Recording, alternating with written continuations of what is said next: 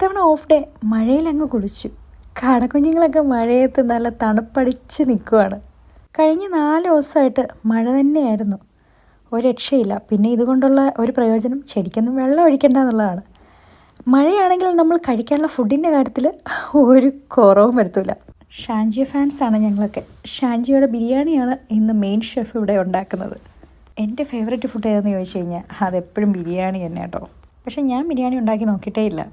ഏകദേശം ഒരു ഉച്ചയൊക്കെ ആയപ്പോഴത്തേനും മഴ അങ്ങോട്ടൊന്ന് കുറഞ്ഞു. പക്ഷേ വെതർ കാസ്റ്റ് അനുസരിച്ച് ഇനി എപ്പോൾ വേണമെങ്കിലും മഴ പെയ്യാമെന്നുള്ളതും കൂടെ ഉണ്ട്.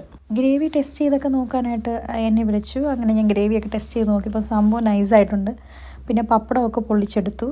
സത്യം പറഞ്ഞാൽ പപ്പടത്തിൻ്റെ മണവും കൂടെ അടിച്ചപ്പോൾ ഫുഡ് കഴിച്ചോളാൻ വയ്യ. പിന്നെ മുട്ട പുഴുങ്ങിയതും മുട്ടയുടെ തോല് തൊളിക്കുന്നതൊക്കെ ഉള്ള കാര്യങ്ങളൊക്കെ ഞാനാണ് ചെയ്തത്. മമ്മി കോഴിമുട്ട കഴിക്കാത്തതുകൊണ്ട് മമ്മിക്ക് കുറച്ച് കാടമുട്ടയൊക്കെ ഞാൻ പുഴുങ്ങിയെടുത്തു.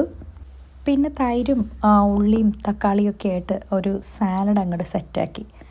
അതിനൊപ്പം ഞങ്ങൾ വിചാരിച്ചെന്നാൽ പിന്നെ ഗാർണിഷ് ചെയ്യാനായിട്ട് നമ്മുടെ പാഴ്സലിയും കൂടി ഇട്ടാലോ എന്ന്. സത്യം പറഞ്ഞാൽ ഈ സാലഡിൽ പാഴ്സലി പോകത്തില്ല, പക്ഷേ എന്നാലും നമുക്കൊന്ന് ട്രൈ ചെയ്യാമല്ലോ എന്ന് കരുതി. അതിൻ്റെ മണമൊക്കെ എങ്ങനെയാവുമെന്നൊന്നും അറിയത്തില്ലായിരുന്നു. പക്ഷേ എന്നാലും ഞങ്ങൾ അരിഞ്ഞിട്ടു. സംഭവം നൈസായിരുന്നു. പിന്നെ ഓഫ് കോഴ്സ് പാത്രങ്ങളൊക്കെ ഞാൻ തന്നെയാണ് കഴുകിയെടുത്തത്. ഇതിനിടയിൽ ഇടയ്ക്കിടയ്ക്ക് ഞാൻ ബിരിയാണി തുറക്കാറായോ എന്ന് ചോദിച്ചുകൊണ്ടേയിരുന്നു. അവസാനം അതേ തുറക്കാറായി. അങ്ങനെ തുറക്കുകയാണ്. ദമ്മ് പൊട്ടിക്കുമ്പോൾ എൻ്റെ പൊന്നു സാറേ ചുറ്റുമുള്ള ഒന്നും കാണാൻ പറ്റത്തില്ല എന്ന് പറഞ്ഞ അവസ്ഥയാണ്. തുറന്നു. ഇത് കാണുമ്പോൾ തന്നെ പെട്ടെന്ന് കഴിക്കാൻ തോന്നുന്നുണ്ട്. അങ്ങനെ മുട്ടയും പപ്പടമൊക്കെ അച്ചാറും ഒക്കെ വെച്ച് ഞങ്ങൾ ബിരിയാണി അങ്ങോട്ട് സെറ്റാക്കി. പിന്നെ നമ്മൾ പരീക്ഷണ സാലഡായിട്ടുള്ള പാഴ്സലി സലാഡും ഒക്കെ സൈഡിലൊഴിച്ച് ബിരിയാണി അങ്ങോട്ട് തട്ടിവിടാനുള്ള പരിപാടിയാണ് ഞങ്ങളിപ്പോൾ. ഫുഡ് കഴിക്കുമ്പം എന്തെങ്കിലും ഒരു ഫിലിം അല്ലെങ്കിൽ എന്തെങ്കിലും ഒരു പ്രോഗ്രാം എനിക്ക് മസ്റ്റാണ്. അതിപ്പോൾ കംഫോർട്ടായിട്ടുള്ള എന്തെങ്കിലും ഒരു പ്രോഗ്രാം ആയിരിക്കണം. കരയുന്നതോ ഇടിയോ കുത്തോ അങ്ങനത്തെ സംഭവങ്ങളൊന്നും എനിക്ക് പറ്റത്തില്ല. അപ്പോൾ ഞങ്ങൾ ഹോം ഫിലിം വെച്ചു. നല്ലൊരു കംഫോർട്ട് ഫാമിലി ടൈപ്പ് മൂവിയല്ലേ. പിന്നെ നമ്മുടെ കൺമണിക്ക് ഒരു ചെറിയ ട്രീറ്റൊക്കെ കൊടുത്തു. അപ്പോഴത്തേക്കും നമുക്ക് കുറച്ച് വെയിലൊക്കെ ആയി തുടങ്ങി. ഇനി പറയാൻ പോകുന്നതാണ് എൻ്റെ ഫേവറേറ്റ് ടൈമായിരുന്നു ആ ദിവസത്തിൻ്റെ. അതായത് കുറച്ച് മുന്തിരി പറിക്കാനായിട്ട് ഞങ്ങളുടെ ഫ്രണ്ടിൻ്റെ വീട് വഴി ഒന്ന് പോയി. അവിടെയാണെങ്കിൽ മുന്തിരി കാഴ്ച കിടപ്പുണ്ടായിരുന്നു. നല്ല ചുവന്ന മുന്തിരി.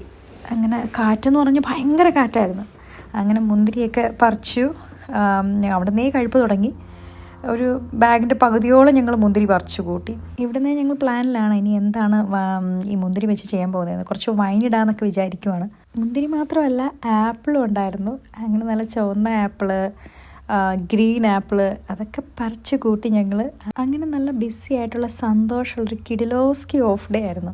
എന്നിട്ട് ഞങ്ങളൊന്ന് വൈകുന്നേരം നടക്കാനൊക്കെ ഇറങ്ങി. ഇപ്പോൾ ഈ കാണുന്നത് വൈകുന്നേരം 6:30 ഇവിടെ ഇപ്പം നേരത്തെ സന്ധ്യയാകും. പെട്ടെന്ന് ഇരുട്ടുകയും ചെയ്യും. അപ്പം ഇതായിരുന്നു എൻ്റെ ഓഫ് ഡേ. എന്നാൽ ശരി, ടാറ്റാ.